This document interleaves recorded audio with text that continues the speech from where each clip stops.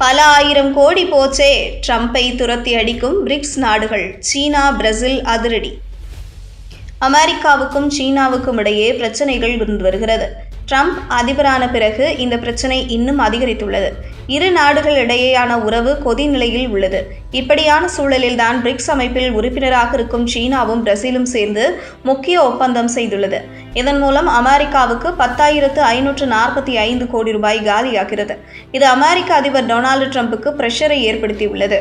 இந்த டீல் என்ன, அமெரிக்கா எப்படி பாதிக்கும் என்பது பற்றி பரபரப்பான தகவல்கள் வெளியாகியுள்ளது. அமெரிக்காவுக்கும் சீனாவுக்கும் இடையே மோதல் போக்கு உள்ளது. ட்ரம்ப் அதிபரானதுமே சீனாவுக்கு 145% வரிகளை விதித்தார்.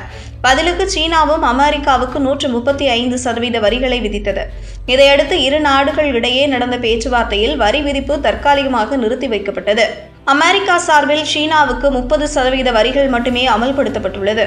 இதனால் சீனா கடும் சீற்றத்தில் உள்ளது. மேலும் எப்போது வேண்டுமானாலும் சீனா மீது கூடுதல் வரிகளை டொனால்டு ட்ரம்ப் கொண்டு வரலாம். இதனால் இரு நாடுகள் இடையேயான உறவு கொதிநிலையில்தான் உள்ளது. எப்போது வேண்டுமானாலும் இரு நாடுகள் இடையே வர்த்தக போர் வெடிக்கலாம். டொனால்டு ட்ரம்பின் இந்த வரி விதிப்புக்கு சீனாவும் பதிலடி கொடுத்து வருகிறது. தங்களிடமிருந்து அமெரிக்கா செல்லும் அரிய வகை கனிமங்களை குறைப்பது, அமெரிக்காவில் இருந்து வரும் இறக்குமதியை குறைப்பது உள்ளிட்ட வேலைகளையும் சீனா மேற்கொண்டு வருகிறது. இது ட்ரம்பின் தூக்கத்தை கெடுத்துள்ளது.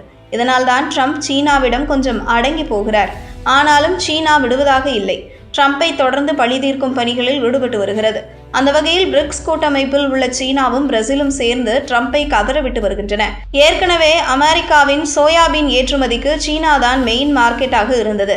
ஆனால் சீனா அமெரிக்காவுக்கு பதில் பிரேசிலிடமிருந்து சோயாபீன் இறக்குமதி செய்து வருகிறது. இது அமெரிக்காவின் சோயாபீன் வர்த்தகத்தை பெருமளவில் பாதித்துள்ளது. இதற்கு அடுத்த கட்டமாக இப்போதும் சீனாவும் பிரேசிலும் கைகோர்த்துள்ளன. இந்த முறை அமெரிக்காவின் சோள வர்த்தகத்திற்கு செக் வைக்கப்பட்டுள்ளது. அமெரிக்காவில் இருந்து சீனாவுக்கு ஆண்டுதோறும் சோளம் அதிக அளவில் ஏற்றுமதி செய்யப்படுகிறது. கடந்த 2024ஆம் ஆண்டில் அமெரிக்காவிடமிருந்து சீனா மொத்தம் 10,545 கோடி ரூபாய்க்கு சோளத்தை இறக்குமதி செய்தது. ஆனால் ட்ரம்ப் அதிபர் தேர்தலில் வெற்றி பெற்ற பிறகு சோள இறக்குமதியை சீனா குறைக்க தொடங்கியது. கடந்த ஜனவரி மாதம் முதல் ஜூலை மாதம் வரை அமெரிக்காவிடமிருந்து சீனா வெறும் 82,323 மெட்ரிக் டன் அளவுக்கு மட்டுமே சோளத்தை இறக்குமதி செய்துள்ளது. கடந்த ஆண்டு இதே காலகட்டத்தில் அமெரிக்காவிடமிருந்து சீனா 1.4 மில்லியன் மெட்ரிக் டன் அளவிற்கு சோளம் இறக்குமதி செய்த நிலையில் அதனை இப்போது குறைத்துள்ளது.